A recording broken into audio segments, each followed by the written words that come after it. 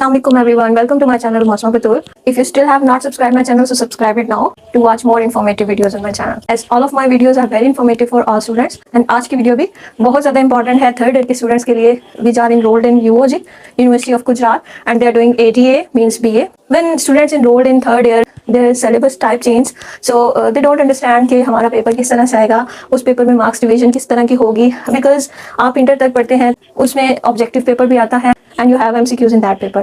In BA or ATA or every third year, fourth year classes, you don't have objective paper in your English exam.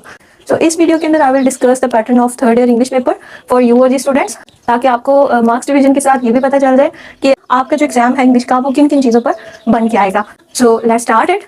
So students, this is your paper pattern, जिसके अंदर choice के साथ साथ numbering भी मैंने बता दी है कि किस तरह से आपके पेपर में चॉइस आती है और कौन सा क्वेश्चन कितने मार्क्स का होता है. तो इसको डिटेल के साथ डिस्कस करते हैं. फर्स्ट ऑफ ऑल मैं आपको बता दूं कि आपका जो पेपर होता है इसकी ड्यूरेशन ये 3.5 आवर की होती है. वैसे तो यूजुअली आपका पेपर 3 आवर का होता है, चाहे कोई सा भी पेपर हो, लेकिन ये थर्ड ईयर का BA का पेपर एक ऐसा पेपर है जिसमें थोड़ा सा टाइम फालतू दिया होता है 30 मिनट का. तो आपका 3 आवर एंड 30 मिनट का पेपर होगा and marks as usual 100 marks.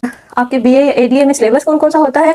आपके पास शॉर्ट स्टोरीज का पार्ट होता है, then plays, poems, okay, and बाकी जो चीज़ें होती हैं वो ग्रामर की होती हैं, जिसमें लेटर एंड एप्लीकेशन है, डायरेक्ट इनडायरेक्ट, एक्टिव पैसिव, उसके बाद ईडियम एंड ट्रांसलेशन का पैसेज होता है. तो ये सारी चीज़ें हैं जो कि आपके पेपर में इंक्लूडेड है. तो क्वेश्चन नंबर 1 जो आता है पेपर में वो 15 मार्क्स का होता है and this is of reference to the context. Reference to the context में क्या होता है कि आपके पास पोइम्स के स्टेंजाज आते हैं या ड्रामाज में से लाइन्स आती हैं जिनको आपने एलैबोरेट करना होता है, एक्सप्लेन करना होता है रेफरेंस और कॉन्टेक्स्ट के साथ. जैसे उर्दू में होता है हवाले के साथ तशरीह करें, तो ये reference to the context RTC. Okay, तो इसमें ये स्टेंजाज होते हैं 3 एंड 2 ड्रामाज में से भी लाइन ली जाती हैं जो कि प्लेस होते हैं. These 3 stanzas come from the poetry and these 2 lines come from the place dialogues. इसमें से टोटल आपने एनी 3 करने होते हैं. इट्स अप टू यू कि आप ये तीनों ही कर लें या इनमें से कोई एक करें और 2 ये कर लें या ये 2 कर लें और एक ये कर लें. It's totally up to you कि आपकी क्या चॉइस है और आपको क्या अच्छे तरीके से एलैबोरेट करना आता है. तो ये हर जो स्टैंजा है या लाइन है उसको एक्सप्लेन करने के आपके 5 मार्क्स होंगे and when you attempt 3 stanzas और line you will get 15 marks. Okay, ये मार्क्स इस तरह से होंगे कि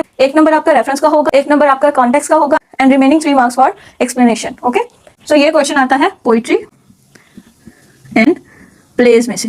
मैं ये मेंशन कर रही हूँ ताकि आपको डाउट ना रहे कि ये क्वेश्चन कौन से पार्ट में से है. नेक्स्ट क्वेश्चन नंबर 2, ये क्वेश्चन आंसर का होता है जिसके अंदर आपने सवालों के जवाब देने होते हैं और ये क्वेश्चन आता है शॉर्ट स्टोरीज में से. ठीक है, जो कि आपके चैप्टर्स होते हैं उसके सवाल आपने करने होते हैं. तो ये शॉर्ट स्टोरीज का क्वेश्चन होता है जिसके अंदर आपने 2 क्वेश्चन अटेम्प्ट करने हैं एंड पार्ट्स के साथ. A B पार्ट या ये वाला अटेम्प्ट कर लें या फिर ये वाला कर लें. ईच पार्ट है 7.5 मार्क्स एंड जब आप एक क्वेश्चन कंप्लीट करेंगे so this question will give you 15 marks. देखिए 15 मार्क्स का क्वेश्चन हो जाएगा आपका आएगा. But don't ever do this mistake कि आप एक पार्ट यहाँ से कर रहे हैं and second part you are doing from this part. No, if you are doing this A part so you have to attempt this B part, not this A और B. Okay, जो A part आपने जिस question का attempt करना है उसी का ही B करना. ऑलराइट, नेक्स्ट क्वेश्चन है question number 3 which is from place part, dramas part. इसके भी आपके क्वेश्चन आंसर आते हैं. इसमें से भी आपने सेम सीक्वेंस के साथ आपने करना है A B part and this will also give you 15 marks. Each part has 7.5 marks. तो इस क्वेश्चन के भी 15 मार्क्स होंगे. नेक्स्ट क्वेश्चन है question number 4 which come from the poetry part. Poetry section में से 2 चीजें आती हैं. एक तो स्टेंजा है जो कि क्वेश्चन नंबर 1 में एंड सेकेंडली क्वेश्चन आंसर आते हैं सेम सीक्वेंस के साथ. आपने एक क्वेश्चन करना होता है both parts A B parts और ये क्वेश्चन भी 15 मार्क्स का होगा. Each part has 7.5 marks. ये क्वेश्चन भी आपका 15 मार्क्स का होगा. Each part has 7.5 marks. और इसमें भी आपने एक ही पार्ट करना है. इसमें भी आपने इसी तरह करना है A B पार्ट या ये कर लें या फिर ये कर लें. ठीक है, दोनों के मार्क्स इक्वल है. ये वाला पार्ट करेंगे तो भी आपके 15 मार्क्स हैं और ये वाले करेंगे तो भी आपके 15 मार्क्स हैं. नेक्स्ट क्वेश्चन है क्वेश्चन नंबर 5 जो कि ईडियम का क्वेश्चन है. इसमें जरूरी नहीं कि जस्ट ईडियम है, इसमें फ्रेजल वर्ब भी आ सकते हैं like get rid, fed up, get on, come on. Okay, 8 idioms or phrasal verb will be given. You have to attempt any 5 and this question will carry 10 marks, 2 marks for each idiom. Next question, question number 6, change the narration or voice. For example, if you are given direct indirect, so this is called narration.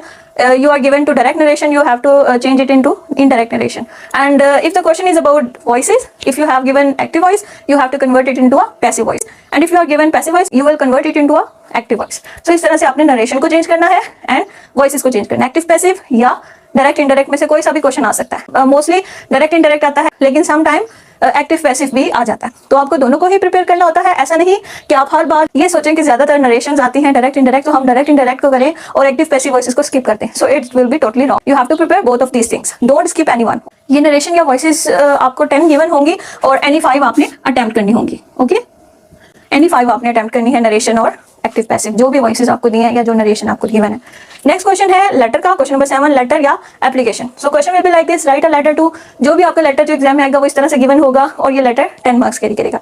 And इसके साथ choice में होती है application, write an application to someone, जो भी आपके paper में required है लिखना एप्लीकेशन, उसको आपने लिखनी है। ओके, तो दोनों क्वेश्चंस के 10 मार्क्स हैं। इट डिपेंड्स ऑन यू कि आप एप्लीकेशन अटेम्प्ट करते हैं या फिर you attempt a letter. Okay, तो ये 10 मार्क्स का क्वेश्चन होता है, चाहे आप लेटर कर लें या फिर एप्लीकेशन कर लें।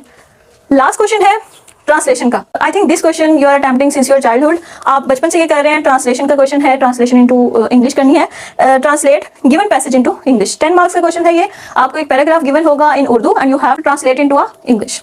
और इसके साथ जो चॉइस में क्वेश्चन आता है विच इज अबाउट डायलॉग। एक डायलॉग होता है, किसी भी टॉपिक पे उन्होंने दिया होता है कि इस टॉपिक पे आपने डायलॉग लिखना है, और किसके साथ आपने डायलॉग लिखना है, 2 फ्रेंड्स हैं या टीचर स्टूडेंट हैं, तो आपने डायलॉग लिखना होता है गिवन टॉपिक के अकॉर्डिंगली एंड गिवन पर्सन। तो ये क्वेश्चन भी 10 मार्क्स होगा। If you are doing passage question और if you are doing dialogue, तो ये क्वेश्चन 10 मार्क्स का होगा। तो इस तरह से आपका ये 100 मार्क्स का पेपर कंप्लीट होता है, जिसमें ये सारी चीजें हैं। I am repeating the marks की।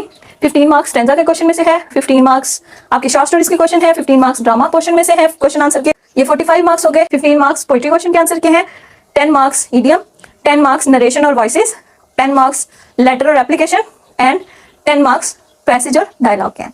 So this will your 100 marks paper.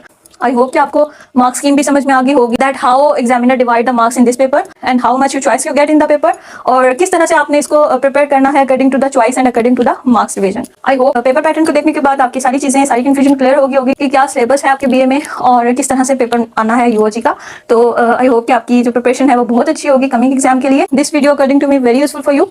If you like this video, must subscribe this channel and share this video to your friends, to your relatives, or the students who are attempting their third year exam first time, so that they come to know how to will attempt their exam. Thank you so much for watching. Allah Hafiz.